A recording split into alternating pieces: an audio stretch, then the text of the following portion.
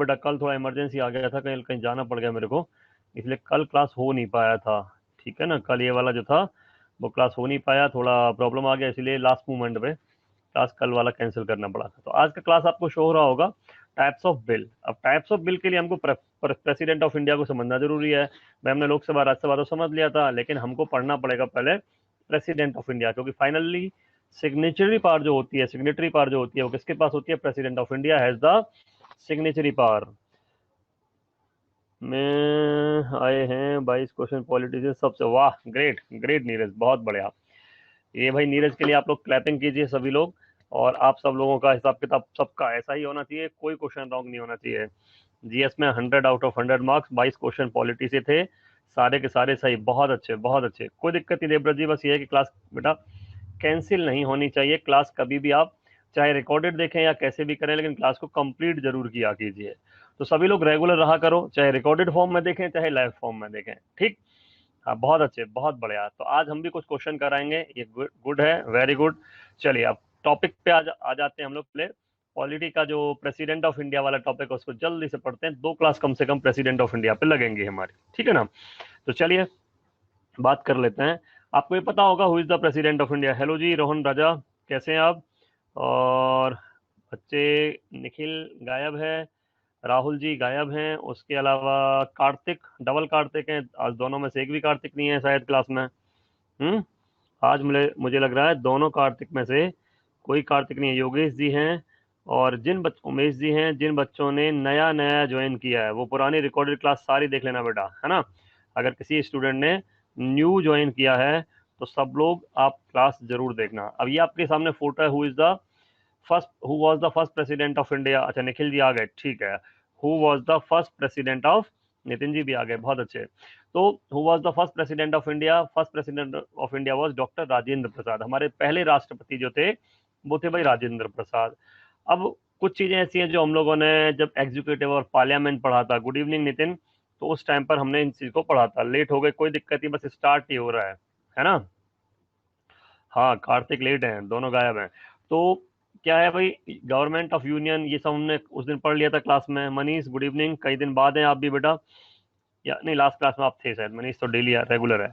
हमने देखा था ये चीज, देखी अब कार्यपालिका जो हमने पढ़ी थी उस दिन, याद है ना, हमने कार्यपालिका पढ़ी थी। तो उसके अंदर हमने बात की थी राष्ट्रपति होते हैं, प्रेसिडेंट होते हैं, है ना, लेजिस्लेचर विधायिका में भी हमारे प्रेसिडेंट होते हैं। तो अब आपको याद होना चाहिए कि जब यूनियन गवर्नमेंट जो होती है, हमारी भारत की जो सरकार होती है, मैं पढ़ा चुका हूँ आपको ऑलरेडी, ठीक है बेटा। तो यूनियन एग्जीक्यूटिव, संघीय कार्यपालिका में क्या होता है, इट कंप्राइजेज, इसमें क्या शामिल किए जाते हैं? The president, the vice president, prime minister, council of minister, ये हम डिस्कशन कर चुके हैं। Good evening, good evening Chirag. Prime minister, council of minister we have completed, and थोड़ा सा वाइस प्रेसिडेंट भी कंप्लीट कर लिया था, बट प्रेसिडेंट ऑफ इंडिया अभी हमको पढ़ना है, ईजीआई बाद में पढ़ेंगे। अब देखिए प्रेसिडेंट क्या लिखा हुआ है भाई, लिखा he is the head of the state and is democratically elected. राष्ट्रपति राज्य का प्रमुख होता है, और राष्ट्रपति का चुनाव लोकतांत्रिक तरीके से किया जाता है। लोकतांत्रिक तरीके का मतलब है आपका डेमोक्रेटिकली किया जाता है, मतलब इनडायरेक्टली किया जाता है, पब्लिक पार्टिसिपेट नहीं करती है, लेकिन इलेक्शन तो होता है। तो देखिए भाई क्या पॉइंट यहाँ पर आता है। अब मैं एक चीज यहाँ पर लिखूंगा, आप लोग ध्यान से समझना उस चीज को। जैसे क्या लिखा है, आर्टिकल नंबर 52। आर्टिकल नंबर 52 जो आपका होता है वो किससे रिलेटेड है? It is related to the post of the president, post of the president, ठीक है बेटा। राष्ट्रपति का क्या है, राष्ट्रपति का जो पद होता है वो आपका यहां से लिया गया है अकॉर्डिंग टू आर्टिकल नंबर 1, राष्ट्रपति का पद। अब एक पॉइंट आता है इसके बाद, ध्यान से आप लोग देखेंगे सारी चीजों को, कि व्हाट इज द, एक क्वेश्चन पूछा जाता है, what is the source of the post of the president in the Indian constitution. Bharat के संविधान में, भारत के संविधान में राष्ट्रपति के पद का जो प्रावधान है, जो स्रोत है, वो कहां से लिया गया है? तो यहां पर लिखेंगे इस चीज को हम लोग, सोर्स, इसका सोर्स, इस पोस्ट का सोर्स। सोर्स मींस कहां से कॉपी किया हम लोगों ने, तो सोर्स होता है हिंदी में, इसको हम लोग बोलेंगे स्रोत। क्या बोलेंगे? स्रोत बोलेंगे। अक्षय जी गुड इवनिंग, नमस्कार, कैसे हैं आप? हाँ तो यहां पर देखो, अगर कहता है पोस्ट ऑफ प्रेसिडेंट, अगर कहता है पोस्ट ऑफ प्रेसिडेंट, तो it is taken from USA. भाई it is taken from USA. राष्ट्रपति का जो पद होता है, राष्ट्रपति का जो पद होता है वो हमने कहां से लिया है? Taken from USA. उसके अलावा अगर मैं बात करता हूं तो दूसरी चीज आती है पोस्ट ऑफ प्रेसिडेंट के बाद में। Second thing is election of the president, election of the president. अब ये कहां से कॉपी किया है? इट इज टेकन फ्रॉम राष्ट्रपति का चुनाव। जो चुनाव का तरीका है, राष्ट्रपति का जो चुनाव होता है वो आपने कहां से लिया? It is taken from Ireland. मतलब source of the election of the president is Ireland. Ireland का इसका स्रोत है, इसका जो स्रोत है वो क्या है? आयरलैंड इसका स्रोत है। थर्ड है work and power. Third is work and power या अथॉरिटी, एनीथिंग, कुछ भी लिखा मिले आप लोगों को। अथॉरिटी मतलब होता है कार्य एवं शक्तियां, कार्य एवं शक्तियां। अब ये जो ली गई है भाई, ये कहां से ली गई है? It is taken from Britain. कहां से लिया गया? ब्रिटेन। अब एक पॉइंट आता है, बहुत इंपॉर्टेंट चीज ध्यान में रखेंगे आप लोग, क्या है? The parliamentary system of India, the parliamentary system of India, the parliamentary system of India is taken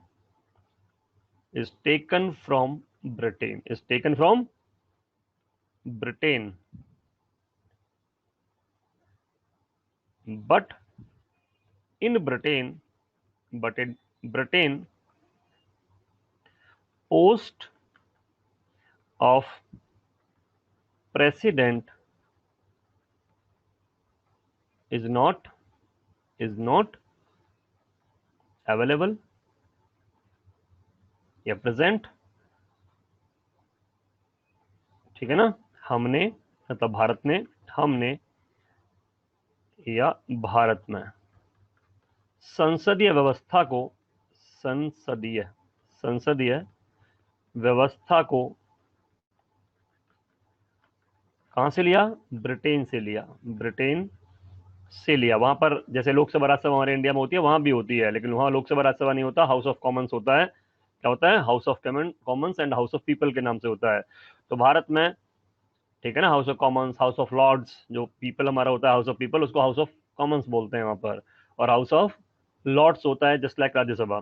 तो भारत में संसदीय व्यवस्था को ब्रिटेन से लिया गया है, लेकिन लिया गया है, लेकिन वहां पर मतलब ब्रिटेन में, लेकिन वहां पर राष्ट्रपति का पद नहीं होता, राष्ट्रपति का पद नहीं होता। फिर क्या होता है? In Britain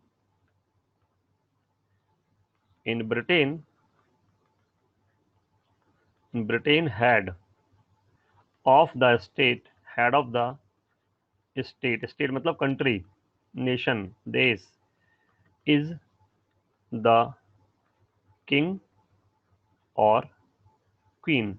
it means crown, it means crown. Britain में क्या होता है? हाँ, ब्रिटेन में राज्य मतलब देश का प्रमुख, पीएम तो हमारे यहाँ भी होता है, पीएम वहां भी होता है बेटा, का प्रमुख राजा या रानी, मतलब है राजमुकुट, कोई भी हो सकता है। अभी फिलहाल कौन है? एट प्रेजेंट रानी है, मतलब राज, यस गुड, मुकुट होता है। ठीक है? एट प्रेजेंट कौन है? एट प्रेजेंट वर्तमान में कौन है? Elizabeth two, queen Elizabeth second, रानी या महारानी एलिजाबेथ द्वितीय हैं। ये बेटा नोट्स में ऐसे कैसे आपको पीडीएफ मिल जाता है ना,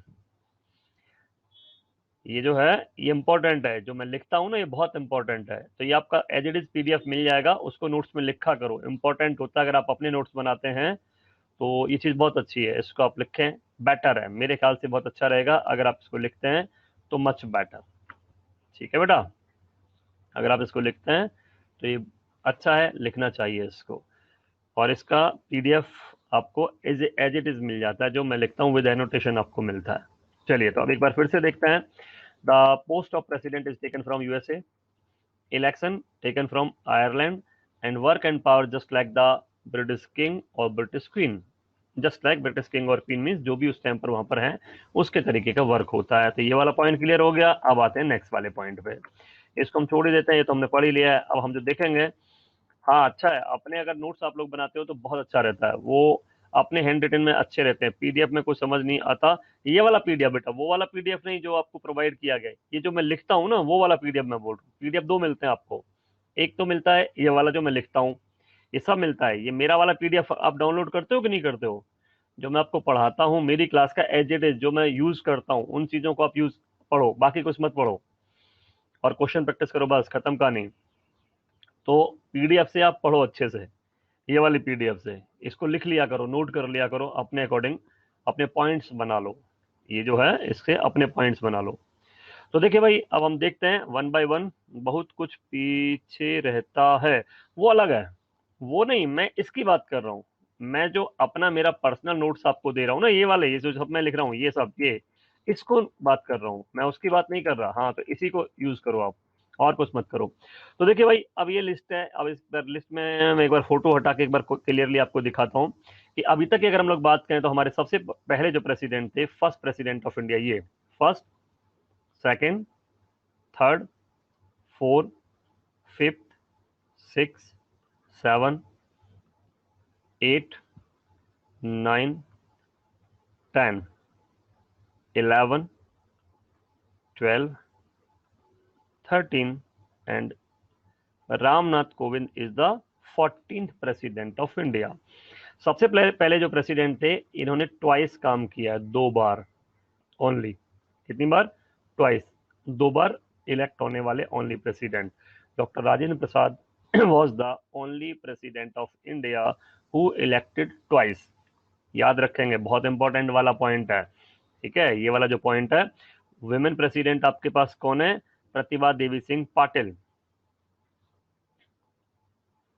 दोनों लैंग्वेज में एक ही में मत लिखा करिए, अलग अलग लिखा करिए। एक्चुअली क्या होता है ना बेटा, मैं आपकी बात समझ रहा हूँ, आपके पास पीडीएफ बहुत हो जाती होंगी, लेकिन एक प्रॉब्लम ये होती है कि जब दोनों चीजें एक साथ लिखी रहती है ना तो क्लियरली समझ आ जाती है। कोई चीज अगर हिंदी समझ नहीं आ रही, इंग्लिश देख लो, इंग्लिश समझ नहीं आ रही तो हिंदी देख लो, वो थोड़ा ज्यादा बेटर होता है ना। मैं आपकी बात समझ रहा हूँ, मैं आपकी बात समझ रहा हूँ, लेकिन ज्यादा बेटर यही होता है कि एक साथ दोनों को लिखोगे तो इजीली समझ आता है। वो दोनों आसपास रहेंगे, नहीं तो फिर कंफ्यूज हो जाओगे, हिंदी कहीं और इंग्लिश कहीं और, तो फिर वो गड़बड़ हो जाएगी। ठीक है, तो ये है हमारे 14th नंबर के प्रेसिडेंट, हमारे कौन यहाँ जो लिखे हुए हैं भाई। नेक्स्ट पेज पे आते हैं, वही देखते हैं। तो जो प्रेसिडेंट ऑफ इंडिया, ये 14th प्रेसिडेंट लिखे हुए हैं, है ना। कौन लिखे हुए हैं? 14th president. 14वें राष्ट्रपति हमारे भारत के कौन है? रामनाथ कोविंद जी हैं। अब यहाँ पर प्रेसिडेंट ऑफ इंडिया के बारे में एक पॉइंट है, head of the union executive is the president. मतलब क्या है? मतलब सीधा सीधा है, head of the union executive का मतलब है जो संघ की कार्यपालिका है, जो मैं आपको पढ़ा चुका हूँ ऑलरेडी, जो सरकार है, सेंटर है। तो संघ की जो कार्यपालिका होती है, संघ की कार्यपालिका, संघ की कार्यपालिका जो होती है, उसके प्रमुख, उसके प्रमुख हेड कौन होते हैं? उसके प्रमुख राष्ट्रपति होते हैं। कौन होते हैं बच्चे? राष्ट्रपति होते हैं, ठीक है। फिर लिखा है it also include the PM and council of minister. किसमें? एग्जीक्यूटिव में। किसमें?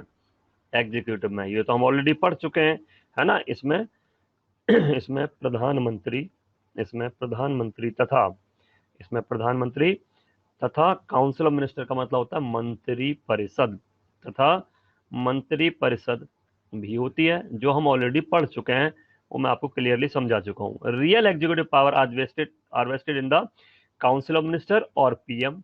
जो एग्जीक्यूटिव है, जो सरकार है हमारी, क्या है? सरकार। तो सरकार की सारी शक्तियां, सरकार की सारी सारी शक्तियां किसमें होती हैं? मंत्री परिषद। मतलब राष्ट्रपति का तो बस नाम जाम जाता है, मंत्री परिषद या प्रधानमंत्री में होती हैं। ध्यान में रखें, किसमें होती हैं? प्रधानमंत्री में होती हैं। फिर क्या कहता है? ये वाला point article 53 is just related to the president of India. तो देखते हैं भाई क्या लिखा हुआ है, मैं फोटो फिर से गायब करता हूं और देख लेते हैं।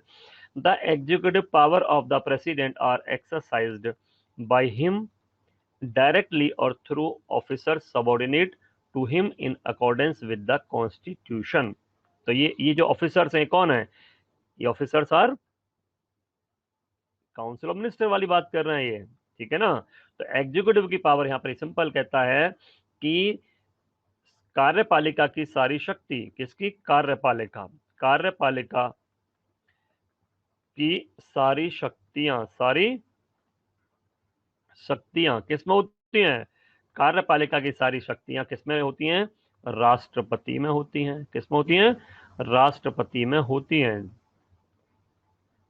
जिन शक्तियों का उनका प्रयोग, जो शक्तियां जो पावर हैं उनका प्रयोग वह स्वयं, राष्ट्रपति जी जो होते हैं वो या तो स्वयं करेंगे, स्वयं या अपने अधीनस्थ, अधीनस्थ मतलब काउंसिल ऑफ मिनिस्टर, अधीनस्थ द्वारा कराते हैं। लेकिन प्रॉब्लम उल्टा है, प्रॉब्लम यह है कि काउंसिल ऑफ मिनिस्टर या पीएम की बात मानने के लिए वो बाउंड है, तो या अपने अधीनस्थों द्वारा कराते हैं। ऐसा किसमें लिखा है, ऐसा कॉन्स्टिट्यूशन में लिखा है। अब देखते हैं वन बाय वन सारे जो मेन आर्टिकल है उनके बारे में हम लोग बात कर लेते हैं, फिर आगे बढ़ेंगे।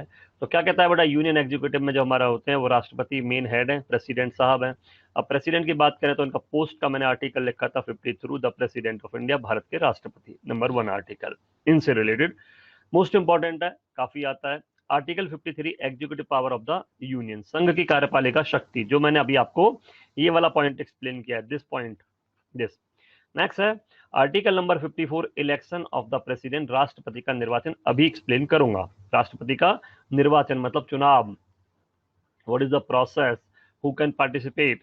देन आता है आर्टिकल नंबर 60 ओथ और एफर्मेशन बाय द प्रेसिडेंट। अब 55, 56, 57 में क्या है अभी बात करेंगे। तो ओथ और एफर्मेशन बाय द प्रेसिडेंट, शपथ या प्रतिज्ञान का प्रारूप कौन दिलाते हैं, oath conduct by the CJI, कौन दिलाते हैं, CJI, ठीक है ना, भारत के मुख्य न्यायाधीश, भारत के मुख्य न्यायाधीश, भारत के मुख्य न्यायाधीश, जो भारत के मुख्य न्यायाधीश होते हैं वो कंडक्ट कराते हैं इनकी ओथ।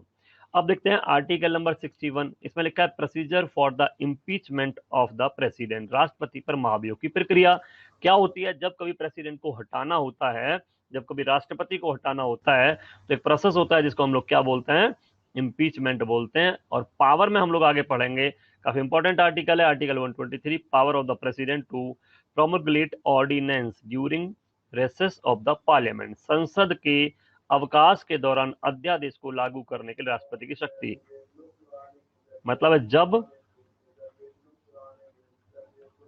सत्र न चल रहा हो,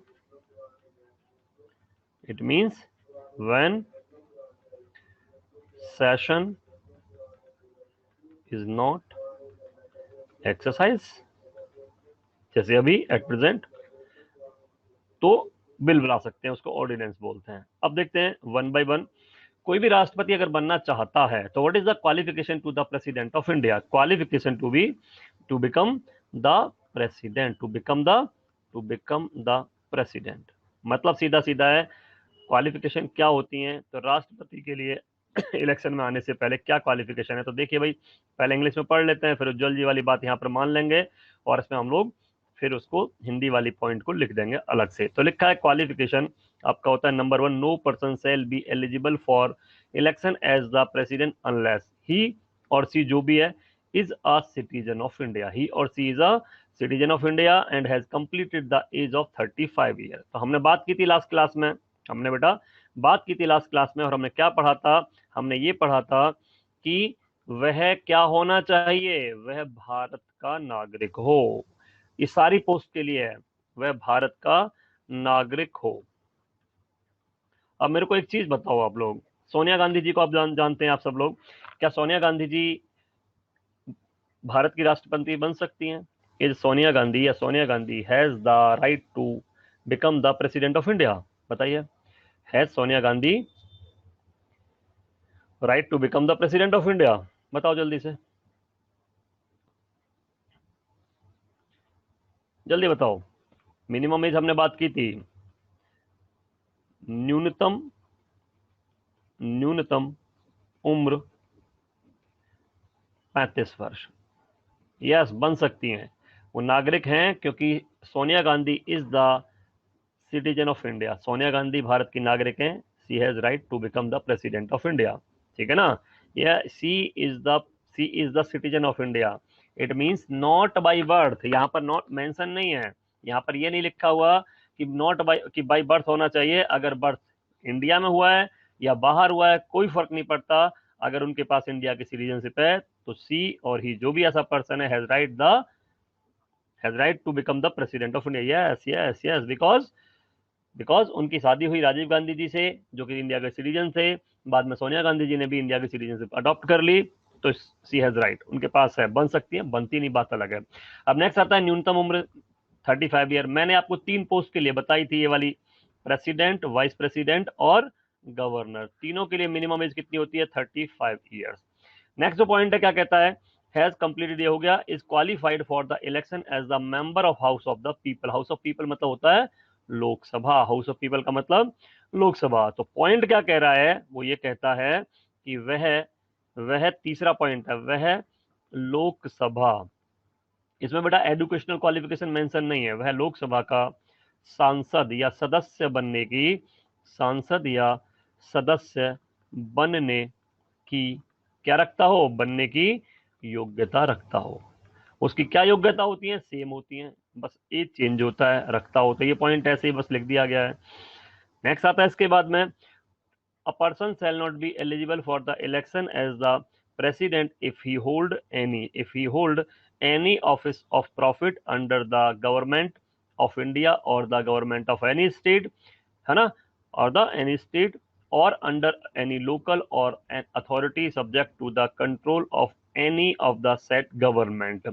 मतलब जैसे अगर हम बात करें एग्जांपल इसका लें तो for the purpose of the article, a person shall not be demanded to hold any office of the priority reason only that he is the president or vice president of the union or the government any state or is a minister either for the union or any state। मतलब इसका समझो क्या है? इसका जो मतलब ये होता है कि वह लाभ के पद पर ना हो, वह he is not the office of profit.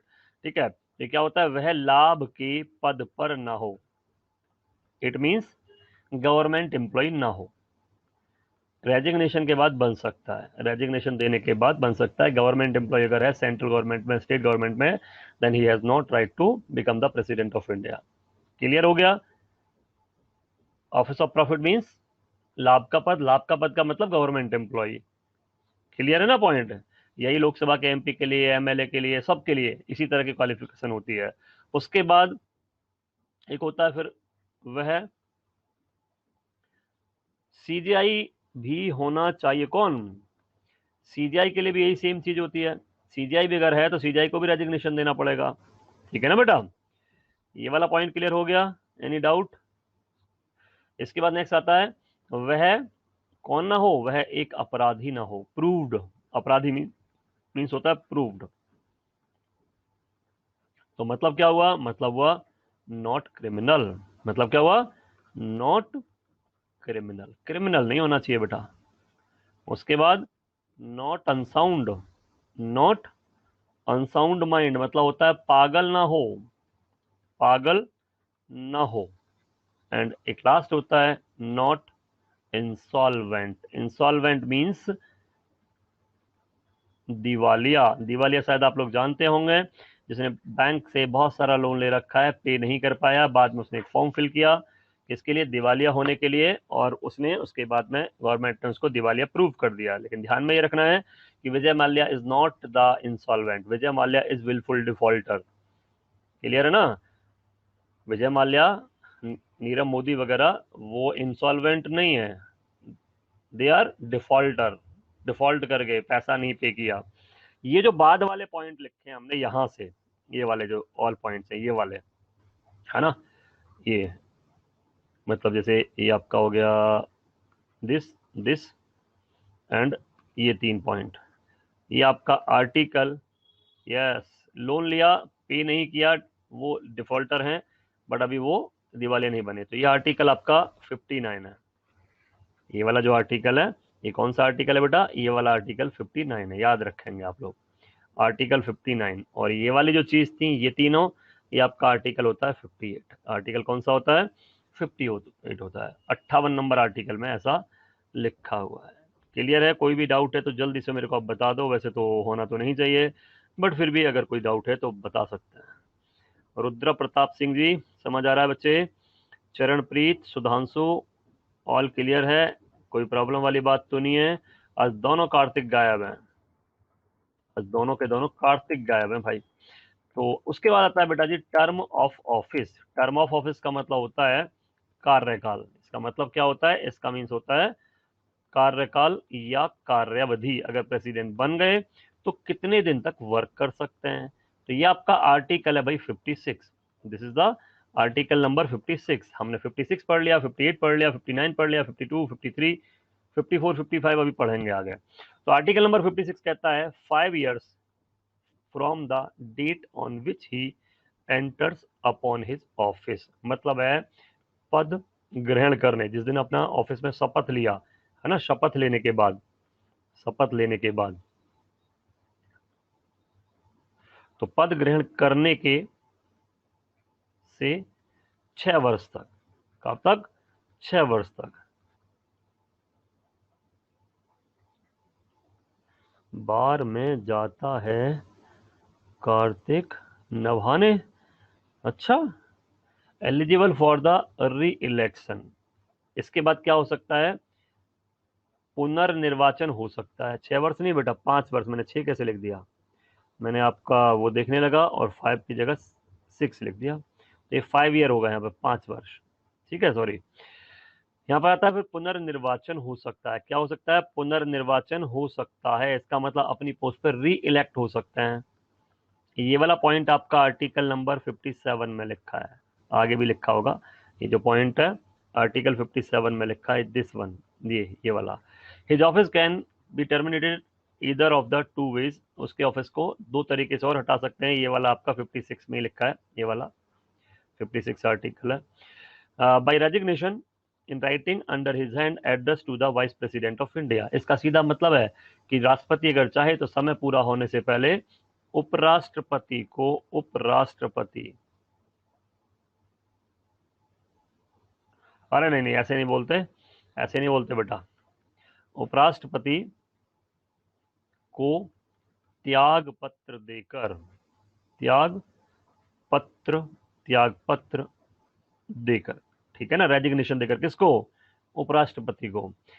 फिर एक आता है by removal of the violation of the constitution by the process of the impeachment. तो मतलब सीधा सीधा क्या है? वॉयलेशन ऑफ द कॉन्स्टिट्यूशन का मतलब होता है संविधान का उल्लंघन करने पर, संविधान के खिलाफ काम करने पर। तो संविधान का उल्लंघन करने पर, ये पॉइंट तो लिखा है आपका आर्टिकल 56 में, बट जो प्रोसेस है इम्पीचमेंट, महाभियोग द्वारा, महाभियोग आपका लिखा है आर्टिकल नंबर 61 में। ये आर्टिकल किस में लिखा है? 61 में। और ये जो पॉइंट लिखा है वॉयलेशन वाला, ये आर्टिकल किस में लिखा है? 56 में। All clear? यहां तक कोई प्रॉब्लम तो नहीं है? यहां तक किसी तरह की कोई प्रॉब्लम तो नहीं? जल्दी से बता दो मेरे को, क्लियर है ना? जल्दी जल्दी बताइए, सब कुछ ठीक है? राहुल बेटा कहाँ गायब वो 2 दिन से? मैं तुमको ढूंढ रहा हूँ, बीच में चले गए थे, कहाँ चले गए थे भाई आप?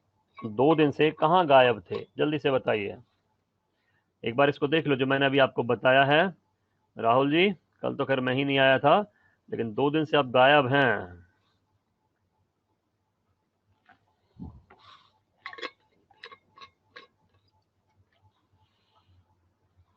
विवेक क्लियर हो गया बेटा? ठीक है, चलिए अब बढ़ते हैं इसके बाद आगे। नेक्स्ट क्या कहता है? यही हमने जो पदावधि लिखा था 10 और 5 ईयर, क्लियरली यहाँ भी लिखा है पुनर्निर्वाचन, री इलेक्शन हो सकता है। मैं बता देता हूँ थर्ड पॉइंट अगेन, अभी बताते हैं सुधांशु, अभी अभी बताते हैं बेटा। पुनर्निर्वाचन वाला आर्टिकल मैंने 57 बताया। ये जो लास्ट वाला पॉइंट है वो ये लिखा हुआ है, मैं अपना पहले ये हटाता हूँ फोटो, तब क्लियर आएगा। देखा, by removal of the violation of the constitution, this is mention in the 56 article. Article number 56 में क्या लिखा है सुधांशु की? By removal of the violation of the constitution, मतलब कॉन्स्टिट्यूशन के अगेंस्ट काम करता है, he is against the constitution, any work done by the president is the violation of the constitution if he if he does not follow the rules and regulation mentioned in the constitution। ठीक है ना, अगर वो नियम कानून follow नहीं करता है। अब बात आती है हटाएगा कौन, कैसे हटाएंगे, तो जो हटाने वाला है रिमूवल है, removal by the parliament, and उसको क्या बोलते हैं, this system is known as the impeachment महाभियोग which is mention in article number 61। Impeachment process to remove the president of India by the parliament is mentioned in article number 61, but violation of the constitution is mentioned in the article 56। now clear चलिए अब आते हैं next वाले point पे। अब कहते हैं पहले इलेक्शन समझ लेते हैं, फिर इम्पीचमेंट पे आएंगे भाई हम लोग। इलेक्शन जो होता है, चुनाव जो होता है किसका, राष्ट्रपति का चुनाव। किसका चुनाव, राष्ट्रपति का चुनाव। डेथ हो जाए तो कोई प्रॉब्लम नहीं है, वाइस प्रेसिडेंट काम करते हैं एक्टिंग प्रेसिडेंट की तरह, ये मैं आगे पढ़ाऊंगा अभी। In the absence of president of India vice president has the right to work as an acting president of India. Virat ji आप भी, अरे नाम बहुत अच्छे तरीके से लिखा है भाई आपने, विराट भाई आपने नाम बहुत अच्छी तरीके से लिखा है। आप भी कई दिन से गायब हैं, मैं वही देख रहा था कि बच्चे पता नहीं आजकल कहाँ चले जाते हैं। जो क्लास निकल जाती है उसको आप लोग रिकॉर्डेड क्लास जरूर देखा करो बेटा, जो क्लास निकल जाती है उस क्लास को आप रेगुलर जरूर देखा करो किसी भी रूप में, नहीं तो फिर गड़बड़ वाली बात है, ये पता है ना। हम्म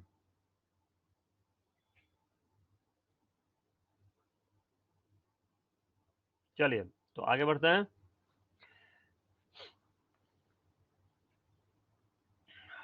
राष्ट्रपति का चुनाव, राष्ट्रपति का क्या होता है बेटा, चुनाव।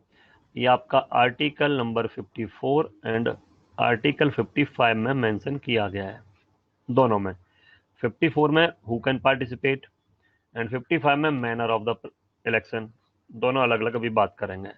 तो पहला लिखा है इलेक्टेड बाय इनडायरेक्ट इलेक्शन, मतलब होता है आपका अप्रत्यक्ष चुनाव के द्वारा। किसके द्वारा, अप्रत्यक्ष चुनाव द्वारा, अप्रत्यक्ष चुनाव के द्वारा। क्लियर है, पहला पॉइंट क्या है, अप्रत्यक्ष चुनाव के द्वारा। दूसरा कहता है electoral college in accordance with the system of proportional representation by means of the single transferable vote. मतलब क्या है, मतलब ये होता है, यहां लिखते हैं,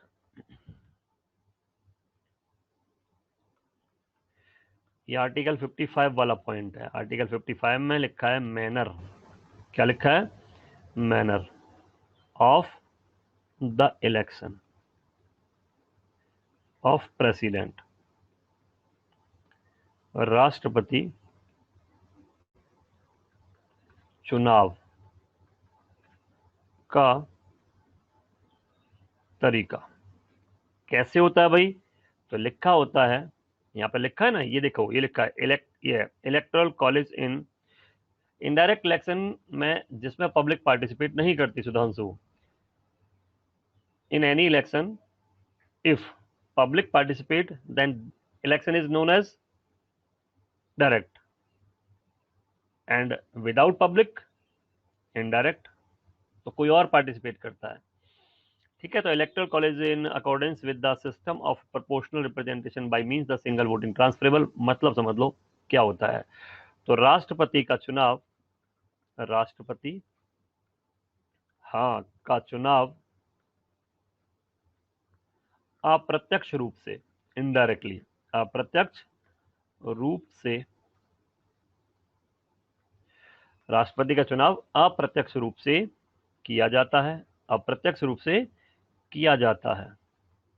कैसे, एकल संक्रमणीय, एकल संक्रमणीय मत पद्धति, मत पद्धति, यस यस यस मनीष, मत पद्धति एवं वरीयता क्रम के आधार पर। किसके आधार पर, वरीयता क्रम के आधार पर।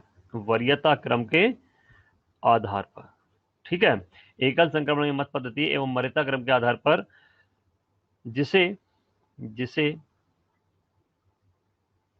आनुपातिक, ये भी समझाऊंगा मैं क्या होता है, जिसे आनुपातिक प्रतिनिधित्व कहते हैं, जिसे आनुपातिक प्रतिनिधित्व क्या करते हैं, कहते हैं, जिसे आनुपातिक प्रतिनिधित्व कहते हैं। पॉइंट क्लियर हुआ? ये जो लिखा हुआ है वो यही वाला पॉइंट लिखा है, इलेक्टोरल कॉलेज। अभी बात करेंगे ये होता क्या है इस इलेक्टोरल कॉलेज की। In accordance with the system of the proportional, proportional मतलब अनुपातिक, इट मींस एकल संक्रमणीय मत पद्धति, एंड क्या होता है, प्रीफ्रेंसेबल, क्या होता है, प्रीफ्रेंसेबल, प्रीफ्रेंसेबल। अभी कैसे होता है वो मैं अभी बताऊंगा। इलेक्टोरल कॉलेज का मींस क्या है, what is the means of the electoral college? Hindi में इसको बोलते हैं निर्वाचन। नीचे लिख, नेक्स्ट वाले पेज पे समझ लेते हैं क्यों, क्योंकि हमारे पास और भी है, यहाँ पर हमारे पास कुछ और भी है, तो यहाँ पर समझते हैं। ये है बेटा, ये लिखे participant of the electoral college, मतलब क्या है, आपका जो चुनाव है, जो भाग लेते हैं वो लोग कौन कौन है, तो इसको बोलते हैं निर्वाचन या निर्वाचक मंडल,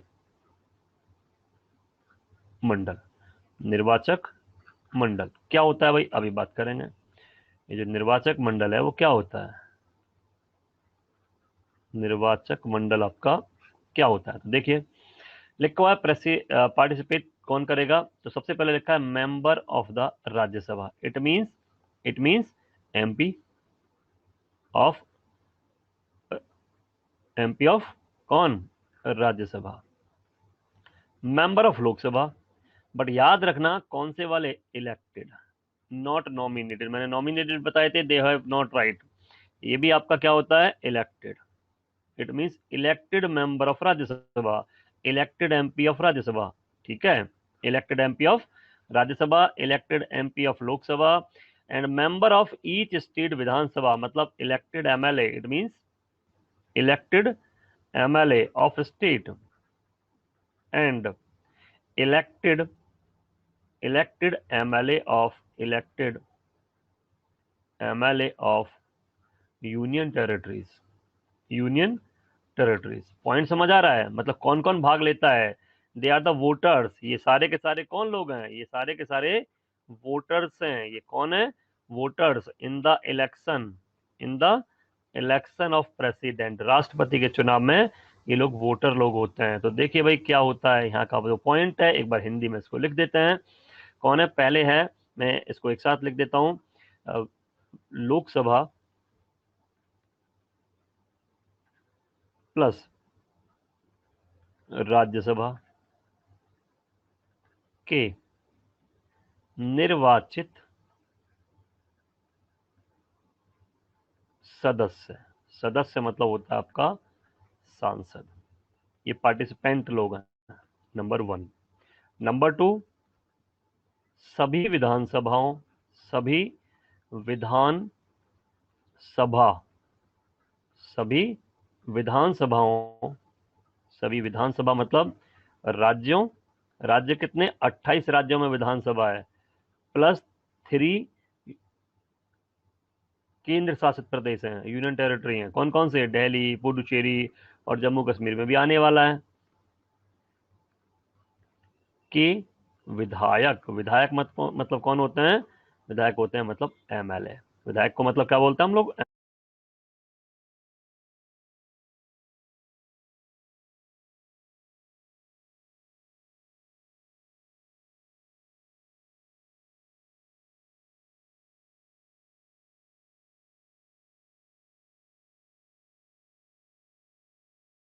एमएलए। तो स्टेट से एमएलए आएंगे और 3 यूनियन टेरिटरी से आएंगे। टोटल हमारी यूनियन टेरिटरी है 8, 8 में से 3 ऐसे हैं जहां से ये वाला राइट मिलता है। तो these are the voters in the election of the president, these are the voters in the election of the president. Next point पे आते हैं। नेक्स्ट पॉइंट क्या कहता है बेटा, नेक्स्ट पॉइंट एक और चीज समझ लेते हैं। अगर आपको प्रेसिडेंट बनना है तो you have your supporter, if you want to become the president of India, then you have your supporter to certify your character, your work and your name, fame, etc. मतलब अगर आप किसी भी चुनाव में भाग लेना चाहते हैं तो आपको कुछ सपोर्टर लोग चाहिए। Supporters are the voters, supporters are the voters. MP MLA में से आएंगे। तो यहाँ पर ये जो पॉइंट लिखा हुआ है, राष्ट्रपति का चुनाव लड़ने के लिए किसी भी प्रत्याशी का नाम कम से कम 50 मतदाताओं के द्वारा प्रस्तावित और कम से कम 50 द्वारा अनुमोदित होना चाहिए। नहीं बेटा, काउंसिल वाले नहीं आते और नॉमिनेटेड वाले नहीं आते, वो मैं अभी लिख दूंगा, ठीक है ना। तो candidate name must be proposed by at least 50 voters, voters means MP और एमएलए कुछ भी हो सकता है, and approved by at least 50 candidate to contest the election of the president. अब ये कौन है? ये आपके हैं प्रपोजलर, बोलते हैं इनको प्रपोजलर। प्रपोजलर होते हैं जो इनके नाम का प्रस्ताव लेके आए, या तो एमपी या तो एमएलए। तो proposer are 50 plus translator. Translator means just follow करने वाले इनको। तो ट्रांसलेटर होते हैं अनुमोदक। डायरेक्ट क्वेश्चन आता है कितने होते हैं। These also are 50, 50 and 50 both are separated, अलग अलग होने चाहिए। तो टोटल मीन्स हो गए 100। 100 are the supporter, 100 are the supporter. किस लिए? For the nomination in the election of the president. ये इलेक्शन में पार्टिसिपेट तो बाद में करेंगे, पहले उनकी गारंटी देने के लिए आएंगे। अगर इलेक्शन होता है उपराष्ट्रपति का, वाइस प्रेसिडेंट का होता है, तो यहाँ पर 20 आपके प्रपोजलर होते हैं। जो प्रपोजल लाने वाले होते हैं वो कितने हैं? प्रपोजलर हैं 20। तो 20 प्रपोजलर वाइस प्रेसिडेंट वाले में, प्लस 20 ट्रांसलेटर। 20 ट्रांसलेटर किसमें? वीपी में, वाइस प्रेसिडेंट में। And in president 50-50। Next point पे आते हैं। अब इसके बाद में एक और चीज है, उसको भी हम लोग यहाँ मेंशन कर देते हैं। एक सिक्योरिटी डिपॉजिट करनी होती है बेटा, security each and every election में करनी होती है। सिक्योरिटी डिपॉजिट, जमानत राशि। जमानत राशि कितनी होती है? प्रेसिडेंट और वाइस प्रेसिडेंट दोनों इलेक्शन में कितनी होती है? 15,000 रुपीज ओनली। 15,000 रुपीज किसके पास? To RBI. आरबीआई के अकाउंट में चली जाती है, but refundable. It is refundable, it is refundable. इससे एक आइडिया लग जाता है कि उसके पास अपना कुछ फंड है कि नहीं है।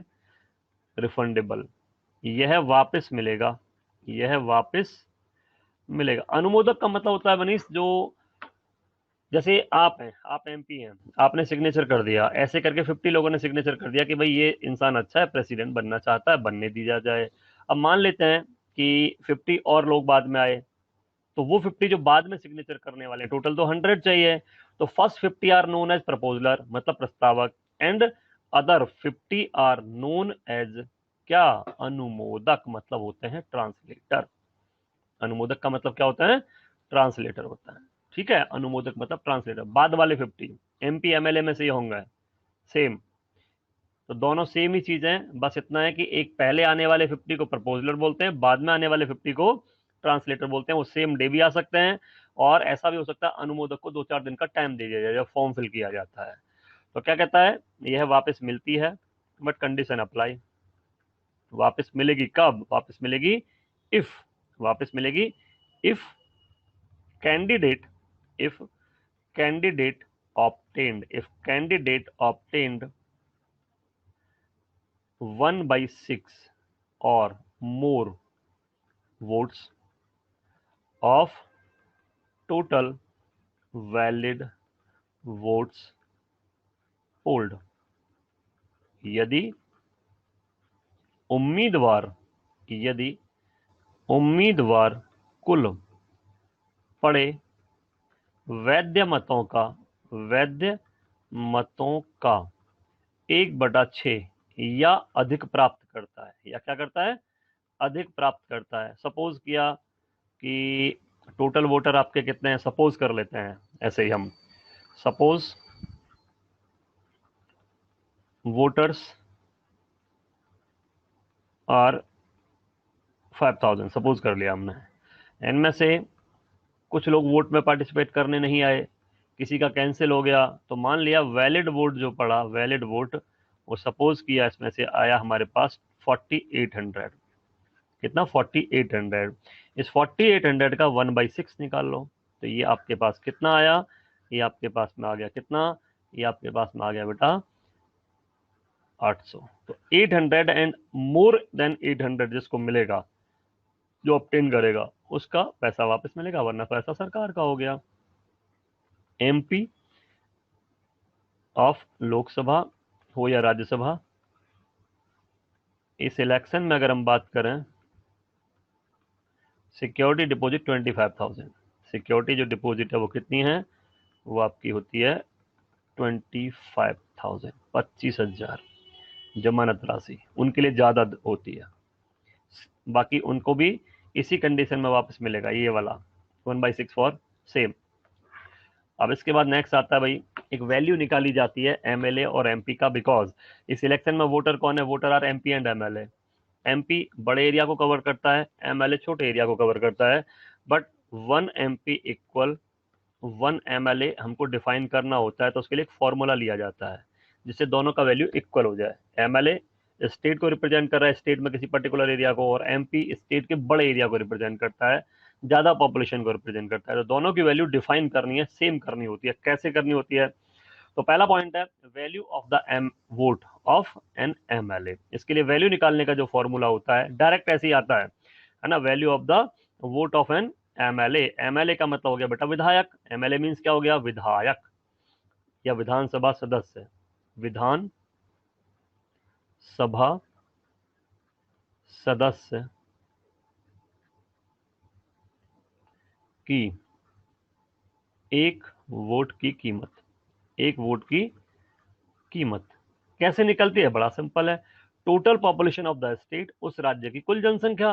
कैसे निकलती है, राज्य की जो कुल जनसंख्या है, कुल जनसंख्या जितनी भी होगी उसकी, पर्टिकुलर स्टेट की, हर एक स्टेट के अलग अलग निकालेंगे separately, upon total number of the elected member in the state legislative assembly. मतलब उस राज्य विधानसभा में, विधानसभा में निर्वाचित, उस विधान निर्वाचित क्या, निर्वाचित सदस्य की संख्या, मतलब एमएलए की संख्या मल्टीप्लाई 1/1000। एक फॉर्मूला होता है जिससे एक एमपी की वैल्यू, एक एमएलए की वैल्यू आ जाती है। अब कैसे आती है एक बार इसको देख लो। जैसे एग्जांपल हम ले लेते हैं यहाँ पर, सपोज क्या तेलंगाना है, नए स्टेट में आता है, तेलंगाना 2014 में बना है, तो ये 2017 का जब इलेक्शन हुआ था उससे पहले, 2017 का जब इलेक्शन हुआ था तो 2017 में कैसे इसकी वोट काउंट हुई थी, तो असेंबली में जो सीट है, मतलब वहां पर जो विधायक हैं वो कितने हैं, 119 हैं। विधायक कितने बेटा, 119 हैं। अब पॉपुलेशन ऑफ द तेलंगाना 1971 का सेंसस लेते हैं आज भी प्रेसिडेंट के इलेक्शन में, प्रेसिडेंट वाइस प्रेसिडेंट जितने भी इनडायरेक्ट इलेक्शन होते हैं उसमें सेंसस 1971 और डायरेक्ट वाले में 2001। तो कितना है, 1971 के सेंसस के अकॉर्डिंग पॉपुलेशन वाज 15.70 मिलियन और 1.57 करोड़। अब हमने निकाला value of the vote of MLA, तो कितना आएगा, 1.57 करोड़, ये जो पॉपुलेशन है अपॉन 119 मल्टीप्लाई हमने लिखा था 1/1000, तो वैल्यू आ गई आपके पास 132। एक एमएलए की वैल्यू है ना, कितनी है, एक विधायक, एक विधायक की कीमत आ गई है, एक विधायक की वोट की कीमत है ना, एक विधायक की क्या हो गई, वोट की कीमत हो गई है वाली भाई। अब आता है टोटल वैल्यू, अगर पूरे आंध्र उसकी निकाले हम, किसकी, तेलंगाना की, तो 119 एमएलए थे हमारे पास, करंट कैपिटल इज हैदराबाद, 119 थे जिसमें आपने 132 की ये वैल्यू निकाली है, इसको 132 को 119 से मल्टीप्लाई कर दो तो पूरे आंध्र, पूरे तेलंगाना में 15,709, 15,700 कितना है बच्चे, 8, सॉरी 15,708 जो है ये आपके पूरे तेलंगाना की वैल्यू आ गई। ऐसे ही आपको सारे स्टेट की निकालनी पड़ेगी, ऐसे ही आपको क्या करनी पड़ेगी, सारे स्टेट की निकालनी पड़ेगी। अब ऐसे ही हम क्या करते हैं, value of vote of an MP, MP का मतलब हो गया सांसद। अगर कहे सांसद की कितनी होती है, तो सांसद की एक वोट की कीमत, एक वोट की कीमत। अमरावती बेटा आंध्र प्रदेश की है, Neeraj Amravati is the capital of Andhra Pradesh. And Kartik भाई कहाँ हो तुम, बहुत देर से मैं ढूंढ रहा हूँ, इतनी देर कहाँ गायब हो गए थे, कहाँ गायब हो गए थे ये बताओ, इतने लेट आए हो। तो value of vote of an MP, MP की एक वोट की जो कीमत होती है वो क्या होती है, होता है total value of the votes of the all MLA, जो एमएलए की सबकी वैल्यू निकाली थी हमने, है ना। और इलेक्टेड वाले हमारे कितने मेंबर ऑफ पार्लियामेंट जो होते हैं, तो इसको देख लेते हैं यहाँ फॉर्मूले में। जब आप एमएलए से देखते हो तो एमएलए की टोटल हर स्टेट की, ऑल स्टेट की मिलाकर कितनी होती है? ऑल स्टेट की मिलाकर होती है बेटा 5,49,495। कैसे आई होगी ये वाली? कि जैसे हमने यहाँ का निकाल लिया, कहाँ का, जैसे हम लोगों ने निकाला तेलंगाना का, फिर यूपी का, फिर दिल्ली का, जहां जहां एमएलए सबका वैल्यू निकाल के सबको प्लस कर लिया। उसके बाद हमारे पास जो एमपी है वो कितने हैं? 543 लोकसभा में अभी, 233 राज्यसभा में है। तो 776 है इलेक्टेड वाले, ये वाले जो है आपके कौन से हैं? These are elected MP. अब 776 से हम इस वैल्यू को डिवाइड करेंगे तो आपके पास वैल्यू आती है 708, ये आती है ईच एमपी का, है ना? Okay, total value of the votes of the all MP 776 multiply 708, तो ये आपका कुल मिला के कितना हो गया? 5,49,408। इसमें 776 आपकी एमपी, ये वाले थे, ये एमपी, और इनकी कीमत ये वाली आई थी।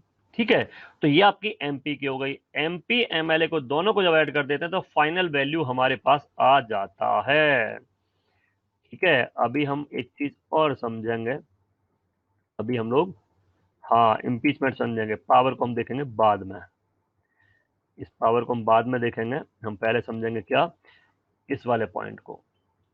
कार्तिक, एक चीज ईमानदारी से बताना कि कार्तिक और बाकी सब लोग, थोड़ा नहीं बहुत लेट हो गए बेटा, कि जो मैं पढ़ाता हूँ समझ आता है ना? बस मेरे को इतना प्यार से बता दो क्लियरली। अगर कोई पॉइंट क्लियर नहीं होता है तो भी बता सकते हो, अगर कोई डाउट है तो भी बता सकते हो, हैं? एक और कार्तिक गायब है आज, दूसरा वाला कार्तिक, दो कार्तिक हमारी क्लास में। मैं जो पढ़ाता हूँ समझ आता है ना? कार्तिक जी, आप भी बताइए। रोहन, नीरज, सबको समझ आता है? कोई प्रॉब्लम तो नहीं है? हम्म? या फिर क्लास में बोर हो जाते हो, ऐसा कुछ है? निखिल, समझ आता है? ठीक है बेटा। तो क्लास में बोर वोर तो नहीं होते आप लोग मेरी में? ऐसा तो नहीं है? क्लास में आप लोग बोर तो नहीं होते हैं?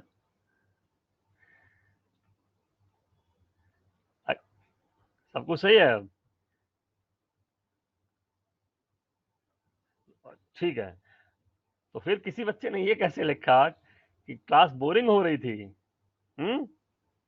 किसी बच्चे ने फीडबैक में ये कैसे भर दिया कि क्लास जो है बोरिंग हो रही थी? बताना चाहिए, कोई प्रॉब्लम है तो बोल देना चाहिए कि सर ये वाला पॉइंट क्लियर नहीं हो पा रहा है। मैं आंसर करता ही करता हूँ आप लोगों को, मैं इग्नोर नहीं मारता, है ना?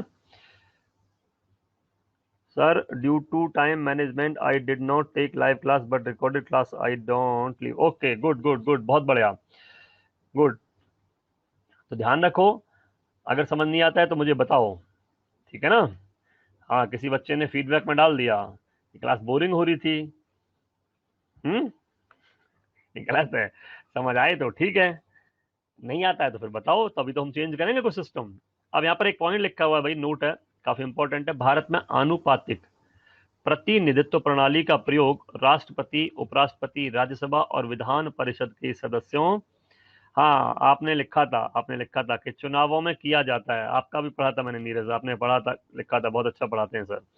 In India the proportional representation system is used in the election of the president. Proportional मतलब इनडायरेक्ट इलेक्शन, प्रोपोर्शनल मतलब इनडायरेक्ट इलेक्शन जो होता है उसका मतलब है। तो वो जो होता है बेटा, वो आपका प्रेसिडेंट, वाइस प्रेसिडेंट, राज्यसभा और लेजिस्लेटिव काउंसिल जो होते हैं, एमएलसी वगैरह, उस सिस्टम में हम फॉलो करते हैं। लोकसभा और विधानसभा के चुनावों में भारत में फर्स्ट पास द पोस्ट प्रणाली अपनाई जाती है, मतलब डायरेक्ट इलेक्शन में। उसमें क्या होता है, डायरेक्ट इलेक्शन में जिसको ज्यादा वोट मिल जाते हैं जीत जाता है। तो यहाँ पे लिखा है first past the post system is adopted in India in Lok Sabha and Vidhan Sabha. तो ये वाला आपका कौन सा वाला हो गया? डायरेक्ट इलेक्शन को इस नाम से जानते हैं हम लोग। ये आपकी टर्म है, कॉन्स्टिट्यूशनल टर्म, प्रत्यक्ष चुनाव, प्रत्यक्ष चुनाव। एक आर्टिकल मैंने अभी आपको पीछे बताया था, राष्ट्रपति को उसके पद की शपथ भारत के मुख्य न्यायाधीश के द्वारा दिलाई जाती है। The president is administered the oath of the office by the chief justice of India, मतलब सीजीआई बनाते हैं। कौन दिलाते हैं? सीजीआई दिलाते हैं ओथ, ऐसे ही याद रख लेना, आर्टिकल भी याद रखना, ये भी इंपॉर्टेंट है। अब आते हैं नेक्स्ट, एक पॉइंट आता है कार्यवाहक राष्ट्रपति, एक्टिंग प्रेसिडेंट। आप में से किसी बच्चे ने पूछा था कि अगर डेथ हो जाए तो क्या करेंगे, है ना? अगर मान लो प्रेसिडेंट साहब की डेथ हो जाए तो क्या करेंगे? अब कब एक्चुअली क्या होता है ना बेटा, देखो, सब्जेक्ट थोड़े खतरनाक हैं। दूसरा एक और मैं आपको बताता हूँ, आप लोगों के लिए ये सब्जेक्ट थोड़े से इसलिए भी डेंजरस हैं क्योंकि आर्ट आर्ट वाले सब्जेक्ट ज्यादा हैं। तो फिर भी लेकिन बता दिया करो, कोई डाउट होता है तो मेरे को तुरंत बोल दिया करो। दूसरा एक और चीज होती है, हमारे पास समय की कमी है ना। वरना मैं आपको मस्ती में पढ़ाऊं, अगर मेरे को एक क्लास का 1.5 घंटा मिला होता है, सपोज अगर हमारे उसमें एक क्लास में अगर हमको 1.5 घंटा मिल जाता है, 1.5 आवर मिल जाता है, और क्लासेस हमें ज्यादा मिल जाती हैं, तो मस्ती भी करें और पढ़ाई भी करें, लेकिन हमारे पास सिर्फ टाइम किसका है, पढ़ाई का है, इसलिए मस्ती नहीं कर पाते हैं क्लास में। तो कभी कभी आप इसलिए बोर हो सकते हो, है कि नहीं। पढ़ना ज्यादा है, टाइम कम है, मेन प्रॉब्लम ये है। पढ़ना तो है ज्यादा और टाइम है बहुत कम, तो हम लोग मस्ती नहीं कर पाते, जो कॉलेज में स्कूल वाली मस्ती होती है कि नहीं। वरना तो मस्ती मस्ती करके भी पढ़ सकते हैं, लेकिन फिर ये है कि मस्ती में टाइम निकल जाएगा, आप लोगों का टाइम वेस्ट हो जाएगा। तो चलिए, अब आप में से किसी बच्चे ने क्वेश्चन किया था, अगर प्रेसिडेंट की डेथ हो गई तो क्या करेंगे भाई, तो ये वाला काम करेंगे। लिखा है कार्यवाहक राष्ट्रपति, एक्टिंग प्रेसिडेंट। संविधान के अनुच्छेद 65 के अनुसार राष्ट्रपति की मृत्यु, पद त्याग या पद से हटाए जाने या अन्य कारण से उसके पद में हुई रिक्ति की दशा में भारत का उपराष्ट्रपति उस तिथि तक राष्ट्रपति के रूप में कार्य करेगा जब तक कि नया राष्ट्रपति अपना पद ग्रहण नहीं कर लेता। मैक्सिमम 6 मंथ, मैक्सिमम कितना है 6 मंथ, अधिकतम 6 महीने, अधिकतम 6 माह। तो क्या लिखा है बेटा, according to the article 65 of the constitution, in the event of the death of the president, इसे बोलते हैं कैजुअल वैकेंसी, रेजिग्नेशन और the vacancy in the post due to his removal from office, मतलब इम्पीचमेंट हो गया, और for any other reason the vice president of India shall act as the president until the new president takes place. उपराष्ट्रपति की अनुपस्थिति में, मान लो उपराष्ट्रपति भी नहीं है, तो फिर क्या करेंगे भाई, भारत का मुख्य न्यायाधीश एवं उसकी अनुपस्थिति में सर्वोच्च न्यायालय का वरिष्ठतम न्यायाधीश पद धारण करेगा। In the absence of vice president the CJI, मतलब chief justice of India, and in the absence of the senior most judge of, in the absence of CJI, senior most judge of Supreme Court hold the post. Yes, Karthik. Acting president means vice president or chief justice of India, anybody. In the absence, any person, ध्यान से सुनो, any person who has या who served as the president work as the president of India is known as the acting president। कोई भी व्यक्ति जो राष्ट्रपति की अनुपस्थिति में राष्ट्रपति के कार्यों को करता है वही आपका कार्यवाहक राष्ट्रपति कहलाता है। तो एक बार फिर से समझ लो, यहां पर मैं एक पॉइंट नोट करता हूं। देखिए, जैसे ये प्रेसिडेंट है, अब मान लिया न्यू इलेक्शन प्रेसिडेंट का होगा with in 6 month, new election with in 6 month, तो 6 मंथ का मैक्सिमम टाइम होता है, क्योंकि इलेक्शन थोड़ा टाइम टेकिंग है ना। तो प्रेसिडेंट अगर नहीं है तो in the absence of president, vice president has the right to work as the president, वो हो गया आपका acting. In the absence of vice president, CJI कराना पड़ेगा, डेफिनेटली कराना पड़ेगा। 6 मंथ बहुत होता है, 6 मंथ बेटा उज्जवल बहुत होता है, 6 मंथ में इलेक्शन हो ही जाएगा। ऐसी कोई इमरजेंसी नहीं है, इलेक्शन तो करा लेंगे। पार्टिसिपेंट कौन है, MP MLA वोट कर लेंगे। तो प्रेसिडेंट के एब्सेंस में वाइस प्रेसिडेंट, वाइस प्रेसिडेंट के एब्सेंस में CJI chief justice of India, and in the absence of CJI senior most जज ऑफ सुप्रीम कोर्ट। सबको मिला जुला के मैक्सिमम टाइम 6 मंथ। क्लियर हुआ पॉइंट। प्रेसिडेंट के एब्सेंस में वाइस प्रेसिडेंट, वाइस प्रेसिडेंट के एब्सेंस में CJI chief justice of India, chief justice of India के एब्सेंस में सीनियर मोस्ट जज of supreme court has right to work as the president of India. Clear. अब ऐसा कब हुआ तो समझो, ये है एक्टिंग प्रेसिडेंट पहले वाले। Doctor VV Giri was the first acting president of India. 3 मई 1969 को पोस्ट पे आ गए। 20 जुलाई को when doctor Zakir Hussain was died, doctor Zakir Hussain was elected in 1967। Doctor Zakir Hussain जो थे, डॉक्टर जाकिर हुसैन जो थे बेटा, वो आपके कब आए थे, 1967 से लेके 69 के बीच में रहे। डेथ हो गए। First president who died before the completion of his tenure was the Zakir Hussain and second was Fakhruddin Ali Ahmed. तो जाकिर हुसैन साहब was died in 1969।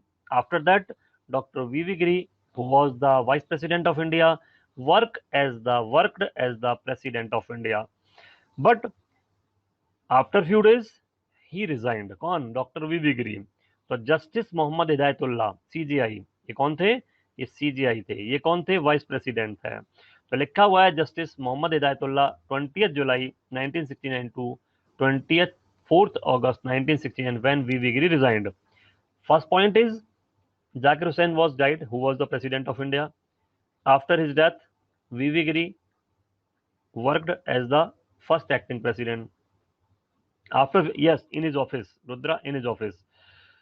After his death, after his resignation, but after a few days, Dr. VV Giri resigned. After his resignation, new president became Justice Mohammad Hidayatullah, CJI। उसके बाद तो ये दो हो गए। तो यहाँ पर एक पॉइंट है, एकमात्र मुख्य न्यायाधीश जिन्होंने कार्यवाहक राष्ट्रपति के रूप में काम किया, the only chief justice who served as the acting president. Third is B D Jatti. B D Jatti क्या कहते हैं भाई? ये है आपके when Fakhruddin Ali Ahmad was died in 1977, then BD Jatti was the second vice president who worked as the acting president। All power, vice president के पास president की ऑल पावर होती हैं। He has all power of the president of India. Work means all power. Doctor वीवी गिरी ऐसे राष्ट्रपति थे जो trade union से जुड़े हुए थे। Doctor VV Giri was the member of the trade union. Neelam Sanjiva Reddy एकमात्र ऐसे राष्ट्रपति हैं जो निर्विरोध निर्वाचित हुए, वह लोकसभा के अध्यक्ष भी थे। Neelam Sanjiva Reddy is the only president who was elected unopposed without any election। he was also the speaker of Lok Sabha। तो ये पॉइंट आप डायरेक्टली याद रखेंगे। अब इम्पीचमेंट कैसे होता है उसको हम लोग नेक्स्ट क्लास में समझ सकते हैं, या फिर अभी भी समझा सकते हैं, ऐसी कोई प्रॉब्लम तो है नहीं। ऐसे ही समझा देते हैं, अभी समझा देते हैं 5 मिनट में, है ना? अभी समझा देते हैं। प्रोसीजर ऑफ द इम्पीचमेंट, मतलब अगर प्रेसिडेंट को हटाना हो तो क्या तरीका है? तो राष्ट्रपति पर महाभियोग की प्रक्रिया अभी समझ लेते हैं बेटा, है ना? अभी समझ लेते हैं। आर्टिकल कौन सा बताया था मैंने? Article number 61। इसका जो सोर्स है, कहां से कॉपी किया? यूएसए। इसका जो स्रोत है क्या है? वो है यूएसए, अमेरिका। वहीं से पोस्ट भी लिया।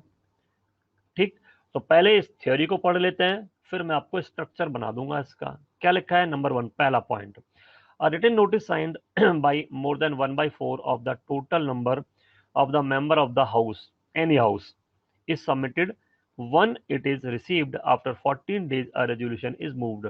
it means president has right, it means president has 14 days time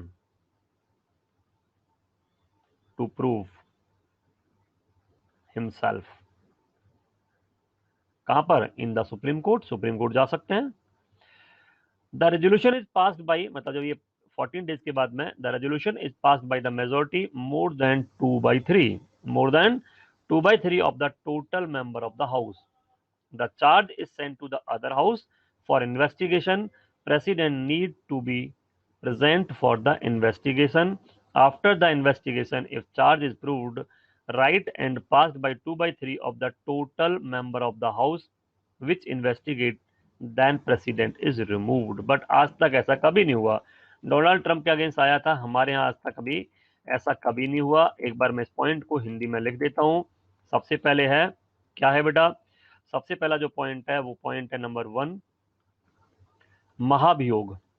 महाभियोग की प्रक्रिया किसी भी हाउस में, किसी भी सदन, लोकसभा, राज्यसभा, किसी भी सदन में लाई जा सकती है। सदन में लाई जा सकती है। ठीक है, एनी हाउस, एनी हाउस। फिर दूसरा पॉइंट हमने लिखा था प्रपोज, यहीं पे लिखा था प्रपोज्ड बाय 1/4 एमपी, है ना? प्रपोजल कितने लाएंगे? Proposed by 1/4 of MP. Of the house, कोई भी हाउस, लोकसभा राज्यसभा। मतलब है आपका एमपी मतलब हो गए कौन, एमपी अपने हो गए सांसद। कितने, 1/4 सांसद द्वारा प्रस्तावित। प्रस्ताव आ गया, प्रस्तावित। उसके बाद फिर नेक्स्ट, राष्ट्रपति के पास कितना समय है, 14 डेज। राष्ट्रपति के पास 14 दिन का समय होता है, तब तक कुछ नहीं होगा। 14 दिन का समय होता है स्वयं को बचाने का, है ना, समय होता है। फिर उसके बाद वोटिंग होगी, मतदान होगा। क्या होगा, मतदान, उसी हाउस में जिसने स्टार्ट किया था। मतदान में क्या होता है, 2/3 से पास, पारित अगर हो गया। हाँ, भारत में कभी नहीं हुआ बेटा, ये अच्छी बात है। तो 2/3 से अगर हो गया तो उसके बाद फिर आता है दूसरे हाउस में, दूसरे सदन में भेजते हैं। अगर पास नहीं हुआ तो आगे नहीं जाएगा। अगर दूसरे ने भी पास कर दिया, दूसरे ने भी पास कर दिया,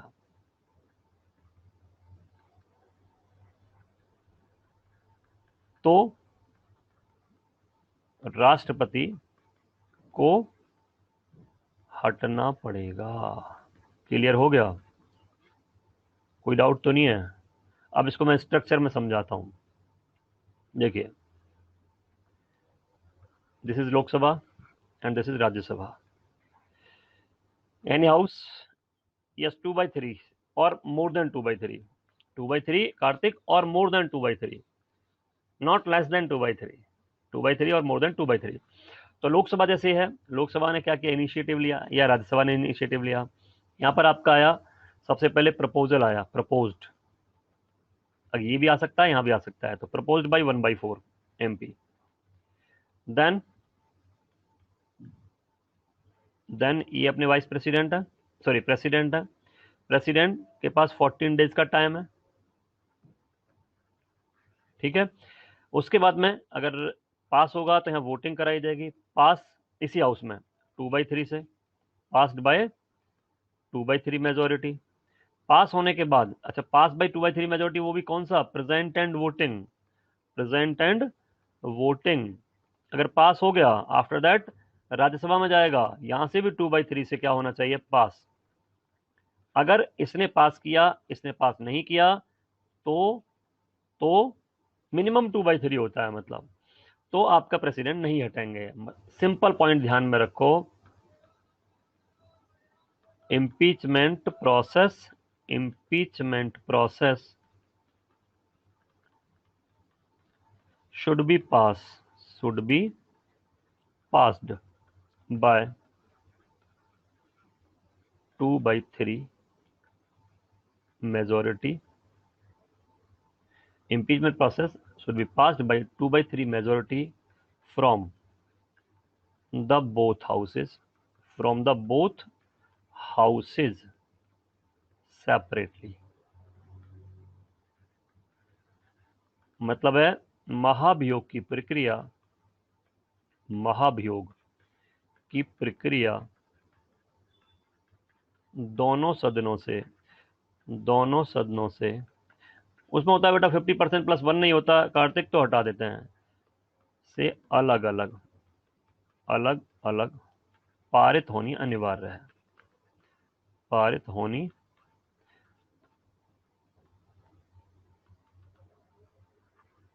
अनिवार्य है। पॉइंट क्लियर हो गया ये वाला।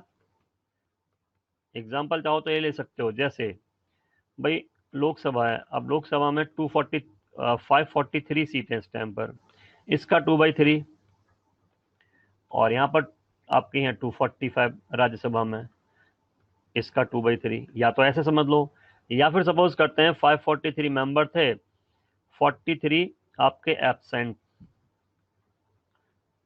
हाँ, दोनों हाउसेज में हो गए अलग अलग। तो हमारे पास बचे प्रेजेंट कितने हैं, 500 क्या है, प्रेजेंट है। पीएम के लिए only in Lok Sabha, Kartik, PM के लिए, for the PM only in Lok Sabha, only in Lok Sabha. तो ये आपके प्रेजेंट है 500। सपोज किया वोटिंग का टाइम आया, वोटिंग में जब टाइम आया वोटिंग का, तो 200 हो गए वॉकआउट, 200 क्या हो गए, वॉकआउट हो गए, बहिष्कार कर दिया, हाउस से बाहर चले गए, तो बाकी बचे 300। ये जो 300 है इसका 2/3 होना चाहिए, विच इज 200। तो 200 से पास मीन्स पास, 2/3 का मतलब ये होता है, 2/3 का मतलब आपका ये होता है जो मैंने यहाँ पर लिखा है। ठीक है, क्लियर है। आज तक अभी ऐसा हुआ नहीं, सुप्रीम कोर्ट हाई कोर्ट के जज को भी हटाना होगा तो same process is for supreme court and high court जज ऑल्सो, यही प्रोसेस होता है बेटा। बस आज की जो क्लास है उसको यहीं छोड़ते हैं, नेक्स्ट क्लास में मिलते हैं, है ना।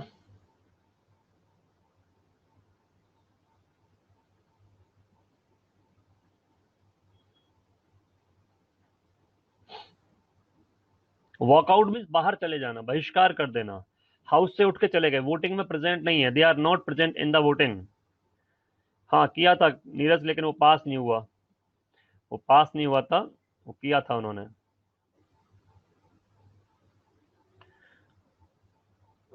ठीक है बेटा, क्लास अच्छी लगी हो फीडबैक अच्छा सा देना, क्लास अच्छी नहीं लगी हो तो मुझे बता देना। क्लास अच्छी लगी है तो फीडबैक बढ़िया देंगे, क्लास अच्छी नहीं लगी है तो मेरे को आप बता देंगे।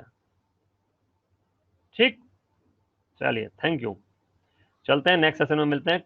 कल क्वेश्चन भी लाएंगे, आज मैंने क्वेश्चन नहीं कराए जानबूझ के, क्वेश्चन थे मेरे पास, मैंने कराए नहीं आज जानबूझ के। तो नेक्स्ट क्लास में कल मुलाकात करेंगे, तब तक के लिए thank you, bye bye, take care, जय हिंद, जय भारत।